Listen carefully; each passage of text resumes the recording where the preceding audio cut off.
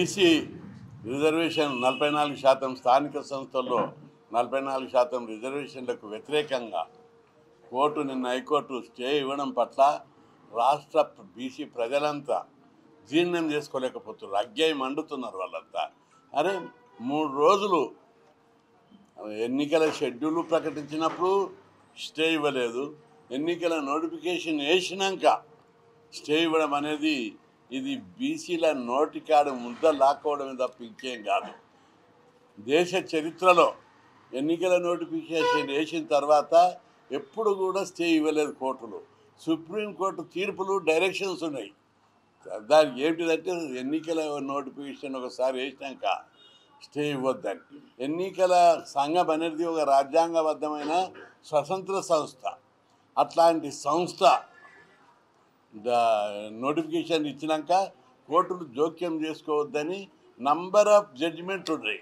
అయినప్పటికీ కూడా కోర్టు మొదట కోర్టు చేసినప్పుడు ఇవ్వలేదు, గవర్నమెంట్ దానికి కౌంటర్ వేసినప్పుడు ఇవ్వలేదు, పబ్లిక్కు మేము 30 బీసీ సంఘాలు అప్పుడే దానికి ఇంప్లీడ్ అయినప్పుడు వేయలేదు. చివరకు ఒక రోజు అందరు అయినాక ఆర్గ్యుమెంట్ చేసేటప్పుడు కూడా ఇవ్వలేదు. ఆ రోజు ఏమన్నారు, ఫస్ట్ డే మొన్న అన్నీ ఇంప్లీడ్ అయినాక ఆర్గ్యుమెంట్ చేసేటప్పుడు కోర్టు స్టే అడిగారు వాళ్ళు పిటిషనర్స్. అప్పుడు కోర్టు ఏమన్నది, ఈ దశలో మేము ఇవ్వలేము, ఎన్నికల షెడ్యూల్ ప్రకటించింది అని చెప్పారు. నిన్న ఏ కారణం చేత ఏ అదృశ్య శక్తులు ఇన్ఫ్లుయెన్స్ చేశారు, ఎందుకు ఇచ్చారో దానికి నిరసనగా రాష్ట్ర ప్రజలందరూ కూడా అనేక అనుమానాలు ఉన్నాయి, అగ్గాయి మండుతున్నారు. ఇది బీసీల నోటికాడి అన్న ముద్ద లాక్కోవడం. మేమేం తమాషా ఉందా? బీసీలు అంటే ఇంత చిన్న చూపు, ఇంత నిర్లక్ష్యమా? అరే ఎన్నికల నోటిఫికేషన్ వేసిన చరిత్రలో ఎప్పుడు లేదు. ఒక రిజర్వేషన్లు ఇచ్చినప్పుడే మీరు స్టే ఇవ్వడంలో ఉద్దేశం ఏమిటిదని చెప్పి మేము ప్రశ్నిస్తున్నాం. దీని వెనుక తప్పనిసరి ఏదో కథ నడిచింది. దీన్ని తీవ్రంగా బీసీలంతా జీర్ణించుకోలేకపోతున్నారు. ఇది చాలా తీవ్రమైన విషయం. స్టే ఇవ్వడానికి కూడా బలమైన కారణాలు ఏం లేవు. ఈ కేసు 9G వెనుక బలమైనటువంటి హేతుబద్ధమైనటువంటి గ్రౌండ్స్ ఉన్నాయి. ఎవ్వరు కూడా దాన్ని రిజెక్ట్ రాష్ట్ర ప్రజలందరూ గమనించాలి. ఇది అలాంటప్ప జీవో కాదు, చాలా రాజ్యాంగం ప్రకారం వచ్చిన జీవో. రాజ్యాంగంలోని ఆర్టికల్ 243D6లో రాజ్యాంగం ఏమిచ్చింది? రాష్ట్ర ప్రభుత్వము బీసీ రిజర్వేషన్ నిర్ణయించే అధికారాన్ని రాష్ట్ర ప్రభుత్వానికి ఇచ్చారు. ఇంత స్పష్టంగా అందులో రాజ్యాంగంలో ఉంది, దాన్ని జీవోలో కూడా పేర్కొన్నారు. అయినప్పటికీ కూడా దాంతోపాటు గతంలో వచ్చినటువంటి సుప్రీంకోర్టు తీర్పులను కూడా దృష్టిలో పెట్టుకొని అసెంబ్లీలో చట్టం చేశారు. దాంతో మరింత బలం చేకూరింది. 3వ అంశం, సుప్రీంకోర్టు ఇచ్చినటువంటి విధంగా జనాభా లెక్కలు తీశారు, డెడికేటెడ్ కమిషన్ వేశారు. ప్రతి స్టేజ్లో సుప్రీంకోర్టు రాజ్యాంగము చట్టాలు అన్నీ పరిగణనలోకి తీసుకొని ఈ 42% జీవో జారీ చేశారు. అయినప్పటికీ కూడా కోర్టు ఇట్లు ఇచ్చినందుకు రాష్ట్ర ప్రజలు జీర్ణం చేసుకుంటలేరు. నువ్వు స్టే మొదటి రోజు ఇవ్వవు, 2వ రోజు ఇవ్వలేవు, 3వ రోజు ఇవ్వలేదు. ఎన్నికల నోటిఫికేషన్ ఇచ్చినాక అన్నం పెట్టి నోట్ల తినేటప్పుడు గుంజుకుంటున్నారు మీరు. మేము పెట్టమంటే అది వేరే విషయం. పెట్టి తినేటప్పుడు అన్నంను ప్లేటు ముద్దను లాక్కుంటున్నారు. ఇది చాలా తీవ్రమైన, ఇది అన్యాయం మీద తిరుగుబాటు కాదు, అవమానం మీద తిరుగుబాటు. అన్యాయాన్ని కొంతవరకు ఇన్ని 76 ఏళ్ళు సహించినాం, అవమానాన్ని మాత్రం మేము సహించలేకపోతున్నాం. ఈరోజు రాష్ట్ర వ్యాప్తంగా ధర్నాలు, రస్తారోకాలు, ర్యాలీలు ఎక్కడికక్కడ తీస్తున్నారు. పొద్దున్నుంచే పోలీసులు ఎక్కడికక్కడ కట్టడి చేస్తున్నారు. ఇది మార్చుకోవాలని చెప్పి నేను విజ్ఞప్తి చేస్తున్నా. ఇది డెమోక్రసీ. తప్పనిసరి ఈ వ్యవస్థ మీద పోరాటం చేసే సమయం ఆసన్నమైంది. ఎందుకంటే ఇది ఒక వ్యక్తికి, పార్టీలకు, ప్రభుత్వాలకు కాదు, మొత్తం వ్యవస్థ, కోర్టులు, వ్యవస్థ అన్నీ కూడా బీసీలకు వ్యతిరేకంగా రూపొందించబడి ఉన్నాయి. దీని మీద గట్టి పోరాటం చేయాలని నిర్ణయించుకున్నాం. అందులో భాగంగా ఈరోజు రస్తారోకోలు, ధర్నాలు, ర్యాలీలు ఉన్నాయి. రేపు కూడా రస్తారోకోలు, ధర్నాలు, ప్రదర్శనలు చేస్తారు. మంగళవారం 14th నాడు, మంగళవారం నాడు రాష్ట్ర వ్యాప్తంగా బంద్ జరపాలని చెప్పి నిర్ణయం తీసుకోవడం, అన్ని బీసీ సంఘాలతో సంప్రదించడం, పెద్ద ఎత్తున ప్రోగ్రాం ఉంటుంది. ఆ కార్యక్రమాన్ని విజయవంతం చేయాలని చెప్పి విజ్ఞప్తి చేస్తున్నాం. బీసీ 42% రిజర్వేషన్ల మీద కమిట్మెంట్ ఉన్న అన్ని రాజకీయ పార్టీలు కూడా మద్దతు ఇవ్వాలని నేను విజ్ఞప్తి చేస్తున్నా. అన్ని బీసీ సంఘాలు, అందరు నాయకులు, ప్రజా సంఘాలు బీసీలకు అనుకూలంగా రావాలని చెప్పి ఈరోజు 14 బీసీ సంఘాలు సమావేశమై ఉదయం నిర్ణయం తీసుకోవడం జరిగింది. కాబట్టి అందరూ కూడా కలిసి రావాలి. ఈ ఉద్యమం, ఈ రిజర్వేషన్ ఏ ఒక్కరికి సంబంధించింది కాదు. పెద్ద ఎత్తున మనం అందరం కలిసికట్టుగా చేద్దాం. ఈ రిజల్ట్ ముఖ్యం. సమయం ఆసన్నమైంది. బీసీలందరూ పోరాడడానికి సమయం ఆసన్నమైంది. ఈ ఉద్యమాన్ని ముందుకు తీసుకుపోదామని చెప్పి అందరూ బీసీలందరూ కూడా పార్టీలకు అతీతంగా, రాజకీయాలకు అతీతంగా, కులాలకు అతీతంగా అందరూ, కొందరు అగ్రకులాల్లో కూడా చాలామంది రిజర్వేషన్లకు అనుకూలంగా ఉన్నారు, కొందరు మాత్రమే వ్యతిరేకంగా ఉన్నారు. అందుకే మేము రిజర్వేషన్ వ్యతిరేక శక్తులకే హెచ్చరిస్తున్నాం. బీసీ రిజర్వేషన్లు చూసి ఐరిషపడొద్దు, అసూయపడొద్దు. ఇది మా వాట. 76 ఏళ్ళు మా వాట మీరే తిన్నారు, మీ వాట మీరే తిన్నారు. ఈరోజు మా వాట మేము అడుగుతున్నాం. ఓ తల్లి బిడ్డలం, భారతమాత బిడ్డలం. మేము మా వాట మాకు ఇవ్వమని అడుగుతున్నాం. మా వాటా కోసం జరిగే ఈ పోరాటంలో ఎంతవరకైనా తెగించి పోరాడతాం. ఈ డిమాండు ఈ 42% న్యాయబద్ధమైంది, రాజ్యాంగబద్ధమైంది, చట్టబద్ధమైంది, అన్నిటికంటే మించి ధర్మబద్ధమైంది. కాబట్టి దీనికి ఎవరు అడ్డు రావద్దని, దీని మీద తప్పనిసరి భారీ పోరాటం, ప్రజా ఉద్యమంగా దీన్ని చేపడతామని చెప్పి ప్రభుత్వాలను హెచ్చరిస్తున్నాం. ఎందుకంటే ఇప్పటికే నిన్న నోటిఫికేషన్ వేసిన తర్వాత చాలామంది నామినేషన్ వేశారు. అది నోటిఫికేషన్ వేసిన తర్వాత ఆపడం అనేది ఎన్నికల చరిత్రలో మొట్టమొదటిసారి జరిగింది. ఇంత అన్యాయాన్ని బీసీలు జీర్ణించుకోలేకపోతున్నారు. ఈ అవమానం ఇది. దీని మీద మనం తాడోపేడ తేల్చాలి. ఎన్ని రోజులు. రెండవది 50% సీలింగ్, 50% సీలింగ్ అని మాట్లాడుతున్నారు. 50% సీలింగ్ రాజ్యాంగం ఎక్కడ లేదు. ఇది ఒక సుప్రీంకోర్టు అబ్జర్వేషన్ ఒక సందర్భంలో. రెండవది అది కూడా ఏమిటి, విద్యా ఉద్యోగాలలో 50% సీలింగ్ అని అన్నారు. దాన్ని కూడా మేము వ్యతిరేకిస్తున్నాం సీలింగ్ను. కాకపోతే ఒక కారణం చెప్తున్నారు, మెరిట్ దెబ్బతింటుంది, ప్రతిభ దెబ్బతింటుంది, సమర్థత దెబ్బతింటుంది. కాబట్టి 50% సీలింగ్ పెట్టి 50% మెరిటు ప్రతిభావంతులకు ఇవ్వాలనే ఆర్గ్యుమెంటు ఉంది. దానికి కొంత అర్థం ఉంది. రాజకీయాల్లో మెరిట్ ఉందా, ప్రతిభ ఉందా, సమర్థత ఉందా? రాజకీయాల్లో అక్షరం ముక్క రానోడు కూడా సీఎం అయిన వాళ్ళు ఉన్నారు. సంతకం పెట్టడానికి రానోళ్ళు కూడా 100 మంది ఎమ్మెల్యేలు అయ్యారు, ఎంపీలు అయ్యారు. దీనికి రాజకీయాల్లో మెరిట్ లేదు, ప్రతిభ లేదు. మన రాజ్యాంగం కల్పించిన ప్రకారం ఎనీబడి, ఏ సిటిజన్ అయినా, ఏ పౌరుడైనా పోటీ చేయొచ్చు. సేవ చేయాలనే దృక్పథం ఉన్న వాళ్ళు ఎవరైనా చేయొచ్చు. కాబట్టి దీనికి మెరిటు, ప్రతిభ లేదు. కాబట్టి 50% సీలింగ్ దీనికి వర్తించదు. దీన్ని సుప్రీంకోర్టు కాదు, ఎక్కడికైనా బలంగా ఉద్యమం చేపడతామని చెప్పి విజ్ఞప్తి చేస్తున్నా. బీసీ ప్రజలందరూ, బీసీ సంఘాలు, నాయకులు కూడా గుర్తుపెట్టుకోవాలి. ఎక్కడ బలమైన ఉద్యమం జరుగుతుందో అక్కడ మార్పులు వచ్చాయి. జాట్లు హర్యానాలో ఉద్యమం చేస్తే ఆ ఉద్యమానికి ప్రభావితమై ప్రభుత్వం వాళ్ళ డిమాండ్ అని ఒప్పుకున్నాయి. రాజస్థాన్లో గుజ్జాలు, మహారాష్ట్రలో మరాఠాలు వాళ్ళందరూ బలమైన ఉద్యమాలు చేస్తే ప్రభుత్వాలు దిగొచ్చి వాళ్ళ డిమాండ్లు అన్నీ ఒప్పుకున్నాయి. ఇక్కడ కూడా మనం ఒక్కసారి ఇప్పుడు ప్రజా ఉద్యమంగా మారిపోయింది. ఇది ఊరూలరా దీని మీద చర్చ జరుగుతున్నారు. అందరూ టీవీలకు అతకపోయి చూస్తున్నారు ఏమవుతుంది అని. కోర్టు ఇట్లా చేయందంటే తిరుగుబాటుకు సిద్ధమైనరు. పిలిపివు, బంధు పిలిపివు అని చెప్పి ప్రజల నుంచి తిరుగుబాటు వచ్చింది. ప్రజల డిమాండ్ మేరకు, ప్రజల యొక్క కోరిక మేరకే ఈ కార్యక్రమం చేపడుతున్నాం. ఆ రోజు పెద్ద ఎత్తున బంద్ జరపాలి. అందరూ కూడా దీనికి మద్దతు ఇస్తారని నేను ఆశిస్తున్నా. లేని పక్షంలో ఇంకా ఉద్యమం తీవ్రతరం చేస్తామని కూడా హెచ్చరిస్తున్నా. ప్రజలందరూ, బీసీ సంఘాలు, కుల సంఘాలు భేషజాల కోకుట్ర కలిసి రావాలని చెప్పి నేను విజ్ఞప్తి చేస్తున్నా. ప్రభుత్వం కూడా మీరు వచ్చిర్రు, మీ ఇంకా మరింత చిత్తశుద్ధితోటి మీరు ప్రూవ్ చేసుకోవాల్సినటువంటి బాధ్యత ప్రభుత్వం మీద, ముఖ్యమంత్రి మీద ఉంది. దీన్ని 42ను కాపాడతారని ఆశిస్తున్నాము. ఇంకా మరింత బలంగా వాదనలు వినిపించుతారా, సుప్రీంకోర్టు పోతారా, రాజ్యాంగ సవరణ కోసం కొట్లాడతారా, ఇండియా కూటమి తరపున ఏమి కొట్లాడతారో అవన్నీ చేయాలి.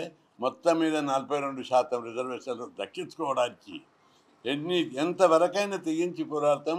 ఇక్కడ మన బీసీ ప్రజలు, సంఘాలు, నాయకులు కూడా నేను విజ్ఞప్తి చేస్తున్నా, ఒక్కసారి మనం తెగించి పోరాడితే దాని ప్రభావం ఇండియా మీదనే ఉంటుంది, జాతి మీద ఉంటుంది. రాజ్యాంగాలే మారినటువంటి చరిత్ర ఉన్నది. ప్రపంచంలో ప్రజా ఉద్యమాలకు రొంగి పెద్ద పెద్ద దేశాలు, యూరోపియన్ దేశాల్లో రాజ్యాంగాలు మార్చుకున్నారు. పేద ప్రజలకు అనుకూలంగా రాజ్యాంగాలు మార్చుకున్నారు. కాబట్టి ఇక్కడ రాజ్యాంగం లోపల సవరణ తెచ్చి తప్పనిసరి ఒకసారి మనం తెగించి పోరాడితేనే తాడో పేడ తేలిపోతుంది. లేకపోతే ఇదే బతుకు, బానిస బతుకులు, అడుక్కు తినే బతుకులే మనకు మిగిలిపోతాయి. కాబట్టి ప్రతి ఒక్కరు కూడా ముందుకు రావాలి, ఈ ఉద్యమాన్ని బలోపేతం చేయాలి. తెలంగాణ ఉద్యమం లేక పెద్ద పెద్ద ఉద్యమాలకు ధర్నాలు, రస్తారోకలు, ఊరూళ్ళ అంగర్ స్ట్రైకులు, కుల సంఘాల వారీగా, అదేవిధంగా తెలంగాణ ఉద్యమంను స్టడీ చేసి అందులో అనుభవం ఉన్న వాళ్ళందరినీ కూడా ఇన్వాల్వ్ చేస్తాం. మేధావులు, బీసీ సంఘాలు, ప్రజా సంఘాలు అన్నీ కూడా కలిసి రావాలని నేను విజ్ఞప్తి చేస్తున్నాను.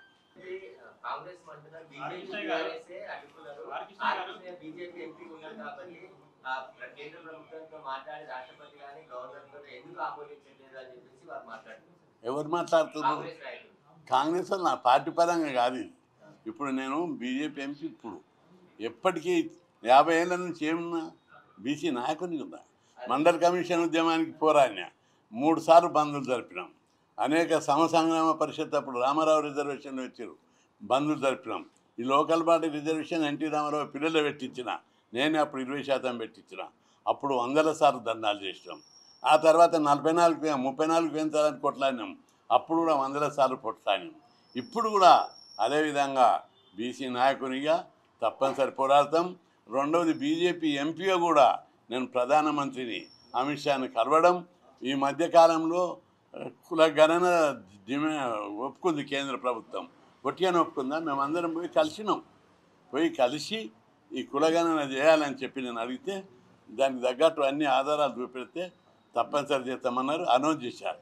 ఇక్కడ కూడా సమయము సందర్భం పెట్టి ప్రధానమంత్రి స్వయాన బీసీ, ఉపరాష్ట్రపతి స్వయాన బీసీ, బీజేపీ ప్రభుత్వం లోపల ఏ నిర్ణయం తీసుకున్నా కాన్సెన్సస్, అందరి అభిప్రాయాలు పరిగణన తీసుకొని అందరిని ఒప్పించుకుంటే వాళ్ళు నిర్ణయాలు తీసుకుంటారు. కాబట్టి మీరందరూ, మోడీ కూడా, ప్రధానమంత్రి మోడీ ఈ కులగణన అయిన తర్వాత చరిత్రలో ఇంతవరకు బీసీలకు ఎవరు చేయనటువంటి కార్యక్రమాలు అది చేస్తారని మీ అందరికీ నేను గుర్తు చేస్తున్నా. ఎందుకంటే మనమందరం చట్టసభలో రిజర్వేషన్లు అడుగుతున్నాం. తప్పనిసరి అది మోడీ ఆధ్వర్యంలోనే సాధ్యమవుతుంది. బీసీ బిల్లు పార్లమెంట్లో పెట్టి చట్టసభలో రిజర్వేషన్లు సాధించడమే బీసీ ఉద్యమం యొక్క అంతిమ లక్ష్యం. కొట్లాడి ఆ ఉద్యమాలు చేసి 50 ఏళ్ళ నుంచి అసెంబ్లీ మీద దాడి చేసినాం, సచివాలయం మీద ముట్టడి ధ్వంసం చేసినాం. హాస్టల్ పెట్టాలని, హాస్టళ్ల సంఖ్య పెంచాలని, క్వాలిటీ ఎడ్యుకేషన్ కోసం గురుకులాలు పెట్టాలని, ఫీజు రియంబర్స్మెంట్ పెట్టాలి, ప్రతి ఒక్కరికి స్కాలర్షిప్ ఇవ్వాలి, లోకల్ బాడీల రిజర్వేషన్లు, ఇవన్నీ ఎవరు ప్రేమతోటి పెట్టలేరు. ప్రేమతోటి పెడితే అన్ని రాష్ట్రాలు ఉంటాయి. గురుకులాలు దేశంలో ఎక్కడ లేవు, మన రాష్ట్రంలోనే మనం పోరాడి పెట్టించుకుంటాం. 6000 ఎస్సీ ఎస్టీ బీసీ హాస్టళ్ళు ఉన్నాయి 2 తెలుగు రాష్ట్రాల్లో. ఈ దేశంలో ఎక్కడ లేవు. ఇన్ని మనం బీసీలు ముఖ్యమంత్రులు, దళితులు ముఖ్యమంత్రులు ఉన్న పెద్ద పెద్ద రాష్ట్రాల్లో కూడా 1000 హాస్టళ్ళు లేవు. ఉత్తరప్రదేశ్, బీహార్, కర్ణాటక, తమిళనాడు, ఈడ 6000 హాస్టళ్ళు పెట్టించుకున్నాం. ప్రతి ఒక్కరు చదువుకోవాలి. అంటే అందరూ రిజర్వేషన్ వ్యతిరేకులు అడ్డుకుంటారు. మేము ఊహించలేకపోతున్నాం. మీరే చెప్పాలి.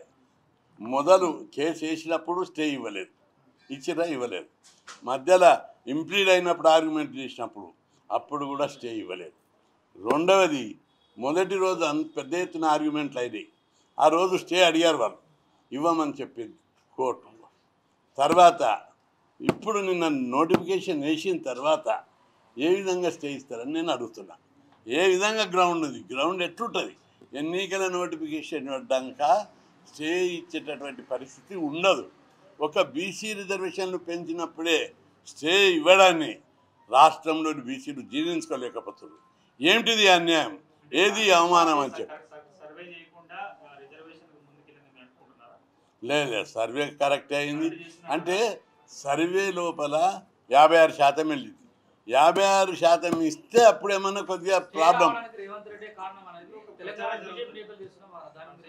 నేను వ్యక్తులను సంస్థలను విమర్శించి బీసీలకు వ్యతిరేకంగా చేయదలుచుకోలేదు. నేను కార్యసాధకుడి. నాకు 42% రిజర్వేషన్ నా జాతికి కావాలి. అందుకోసం అందరినీ కలుపుకొని ఉద్యమం చేసి బలంగా ఈ వ్యవస్థనే లొంగదీయాలనేది నా టార్గెట్. ఒక రాష్ట్ర ప్రభుత్వం ఏదైనా చేయాలంటే కూడా చాలా పకడ్బందీగా ఒక ప్లాన్ గా చేస్తుంది. ఎందుకు ఇంత డ్రామా జరిగింది, లాస్ట్ కి నోటిఫికేషన్ వచ్చింది, అంత అయిపోయింది, నామినేషన్ కూడా వేసే ప్రయత్నం చేస్తారు, హైకోర్టులో వాదన. ఎందుకంటే ప్రభుత్వం విఫలమైందా ఈ విషయంలో? అంటే ప్రభుత్వం తను వంతు చేసే ప్రయత్నాలు చేసుకుంటూ వచ్చింది, కనిపిస్తుంది మనకు. మరి బ్యాకింగ్ ఏమున్నదో తెలియదు. ఎట్లా నేను తెర వెనుక జరిగినటువంటి తతంగం తెలియదు. కానీ ఒక డౌట్ అయితే ఉన్నది అందరికీ. అరే అడిగిన రోజు ఇవ్వలేదు, కేసులు వేసిన రోజు ఇవ్వలేదు, ఇంప్లీడ్ అయిన వాళ్ళ వాదనలు కూడా 30 సంఘాలు బీసీ సంఘాలు మనోళ్ళందరూ ప్రతి సంఘం వేసిరు. వాళ్ళ వాదనలు వినిపించుకోకుండానే, వాళ్ళ వాదన వినాలి, వాళ్ళ వాదనలు వినిపించుకోకుండానే స్టే ఇవ్వడం అనేది చాలా దుర్మార్గం. రెండవది నామినేషన్లు కూడా వేశారు. ఇది ఎప్పుడు గతంలో చరిత్రలో ఎక్కడ జరగలేదు. ఇది మొదటిసారి. ఇది బీసీలను అవమానపరచడం, బీసీల నోటికాని ముద్ద లాక్కోవడం. అందుకే దీన్ని మేము సీరియస్గా తీసుకుంటున్నాం. అందరు కలిసికట్టుగా రావాలని చెప్పి అందరికీ నేను విజ్ఞప్తి చేస్తాను.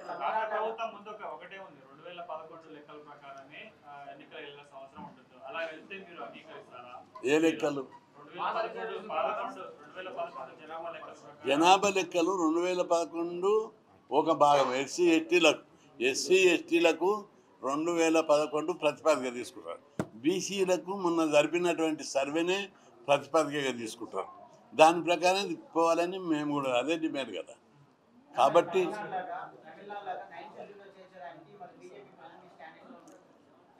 తమిళనాడులో 9th షెడ్యూల్లో ఏది చేర్చిండ్రు అక్కడ విద్యా ఉద్యోగాల రిజర్వేషన్లను. ఇక్కడ కూడా 2 బిల్లులు పెట్టారు. అప్పుడు మేము సజెషన్ ఇస్తే విద్యా ఉద్యోగాలకు రాష్ట్ర ప్రభుత్వానికి అధికారం లేదు, అది రాజ్యాంగాన్నే సవరించాలి. అందుకోసం అదొక బిల్లు. ఇది లోకల్ బాడీది, వీళ్ళే చేయాలి. కాబట్టి వీళ్ళ మీదనే లోకల్ బాడీ వరకు మేము చేయమంటున్నాం. అది విద్యా ఉద్యోగాలకు కేంద్రం పోయింది, దాని మీద పోరాటం జరుగుతుంది. తప్పనిసరి అందరం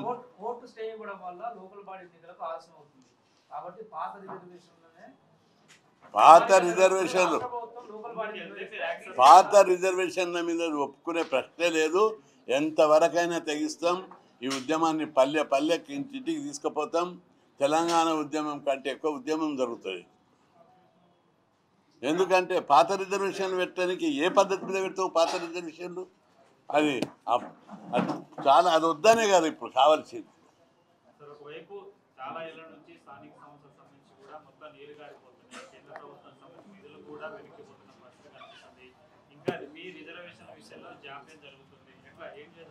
అందుకే అవన్నీ ఉన్నాయి, ఆ ప్రాబ్లమ్స్ అన్నీ ఉన్నాయి. ఇప్పటికే 1 ఇయర్ ఆగింది, ఇంకొక 6 నెలలు ఆగుండి. బీసీల కోసం ఆగాలి. మా అస్తిత్వం, మా ఉనికి, మా ఆత్మగౌరవం మమ్మల్ని అవమానపరిచిర్రు. మా వాటా మాకు ఇచ్చినాక ముందుకోండి.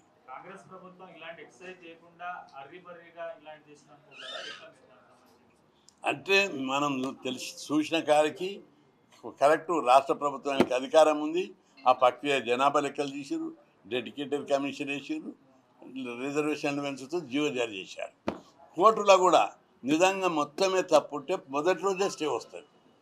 కాబట్టి ఈరోజు కోర్టు స్టే ఇవ్వడం అనే దాన్ని బీసీ ప్రజలు జీర్ణించుకుంటలేరు. వ్యవస్థ మీద చాలా పెద్ద ఎత్తున పోరాటం చేయాలి. ఎన్ని రోజులు భరించాలి? బీసీల కేసు అంటే బీసీల కేసు అనే ఒక మాట వస్తే కోర్టులు రిజెక్ట్ చేస్తే అనే ఒక నానుడు వచ్చేసింది.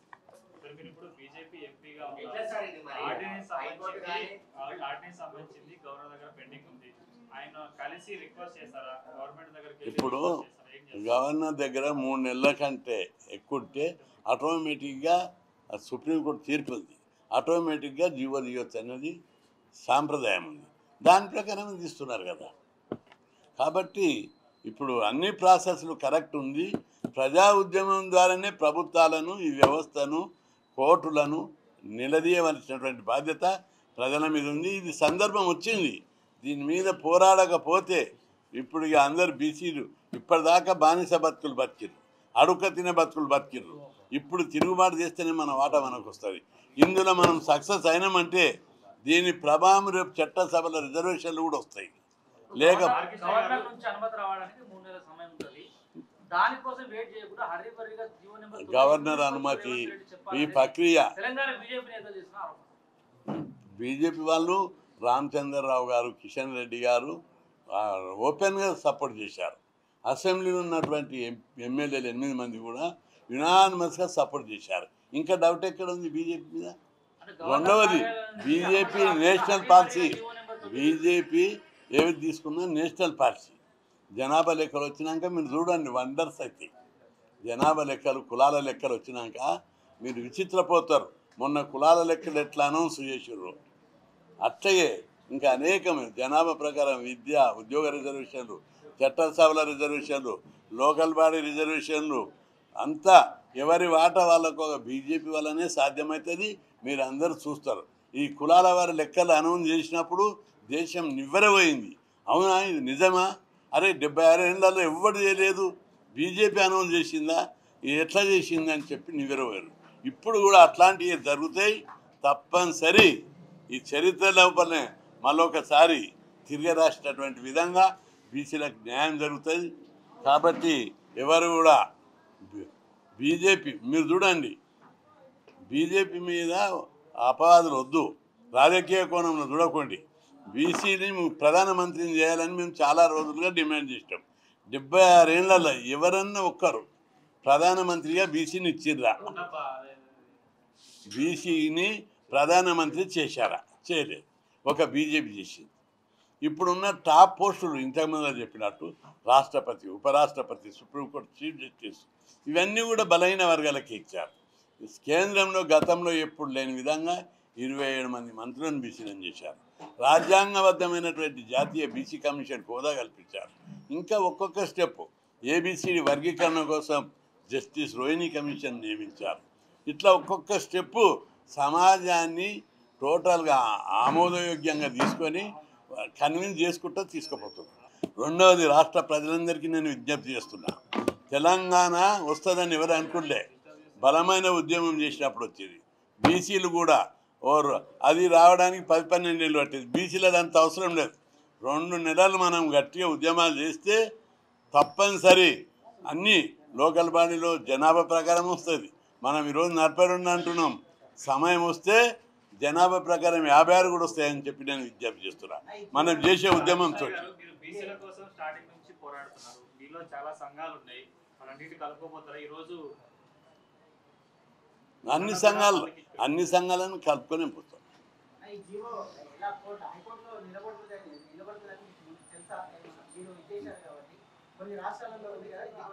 అవి మహారాష్ట్రలో వాళ్ళ దగ్గర కులాల వాళ్ళ లెక్కలు తీయలేదు, జనాభా లెక్కలు తీయలేదు, డెడికేటెడ్ కమిషన్ నియమించలేదు. ఇక్కడ ఉన్నంత బలమైన ఉద్యమం అక్కడ లేదు. ఇక్కడ ఈరోజు తెలంగాణలో బలమైన బీసీ వాదము, బలమైన బీసీ ఉద్యమం ఉన్నది. అందుకే అన్ని రాజకీయ పార్టీలు మేము బీసీ ముఖ్యమంత్రిని చేస్తాం, బీజేపీ అంటుంది మేము బీసీ ముఖ్యమంత్రిని చేస్తాం, కాంగ్రెస్ అంటుంది. ప్రతి రాజకీయ చిన్న చిన్న పార్టీలు కూడా బీసీలను ముఖ్యమంత్రి చేస్తామని అంటున్నారు. ప్రతి పార్టీ రాజకీయ పార్టీ పోటీ పడుతున్నాయి. బీసీ వాదం బలంగా ఉంది. అందుకే ఈ వాదాన్ని మరింత బలోపేతం చేస్తూ దీని ద్వారా కొట్లాడితే ఈ బెనిఫిట్స్ అన్నీ దేశవ్యాప్తంగా వస్తాయి. మన దగ్గర ఉన్న ప్రతి స్కీమ్, హాస్టళ్ళు, గురుకులాలు, ఫీజు రియంబర్స్మెంట్ ఇతర రాష్ట్రాల్లో లేవు. పెట్టాలని నేను ప్రధానమంత్రిని కోరాను, చెప్పాను. చదువు అనేది పేద కులాలకు ముఖ్యం. ఇంకో విషయాన్ని మీ దృష్టికి తీసుకురావాలి. ప్రధానమంత్రి కలిసినప్పుడు మేము చెప్పాము, చదువు ద్వారా ఎట్లా సమాజంలో మార్పు వస్తుంది. ఒకప్పుడు మన దగ్గర రోడ్లేస దగ్గర, అపార్ట్మెంట్ గట్ట దగ్గర ఏ లేబర్ ఉంటుంది? పాలమూరు, ప్రకాశం, శ్రీకాకుళం లేబర్, తూర్పుగోదావరి లేబర్ ఉంటుంది. ఈరోజు మన దగ్గర ఏ లేబర్ ఉన్నారు? ఛత్తీస్గఢ్, ఒరిస్సా, బీహార్, ఉత్తరప్రదేశ్ నుంచి వచ్చే లేబర్లు ఇలా పనున్నారు. మన వాళ్ళు ఎక్కడ పోయారు? అందరు చదువుకుంటున్నారు. అందరూ ఉన్నత స్థాయి ఫీజు రియంబర్స్మెంటు, గురుకులాలు, హాస్టల్ పెట్టాక కూలీనాలు పోలేటున్న పిల్లలు కూలీనాలు పోతలేరు. అందరు చదువుకొని ఉన్నత విద్యావంతులు కావడం మూలంగా సమాజంలో మౌలికమైన మార్పు వస్తుంది. ఈ మార్పు దేశంలో రావాలంటే చదువుకు ప్రాధాన్యత ఇవ్వాలని నేను ప్రధానమంత్రికి చెప్పాను.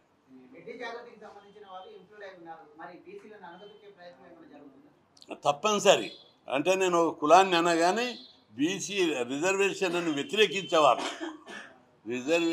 వ్యతిరేకించే వాళ్ళు ఒక వర్గము కొన్ని కులాలు తయారైనవి వాళ్ళు మార్చుకోవాలని నేను అంటున్నా.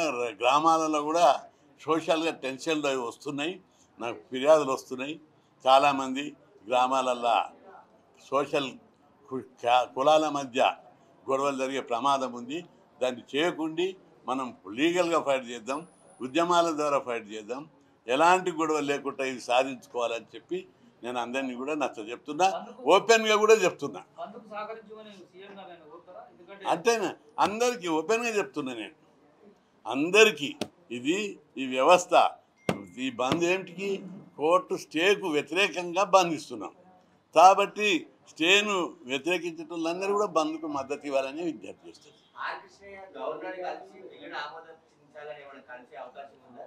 గవర్నర్ని కాదు ప్రధానమంత్రిని కలుస్తున్నా నేను.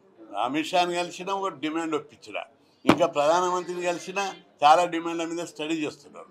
జనాభా కులాల వారి లెక్కలు రాని చాలా మార్పులు వస్తాయి. మీరు అందరు చూస్తారు, ఆశ్చర్యపోతారు. మీరు అందరూ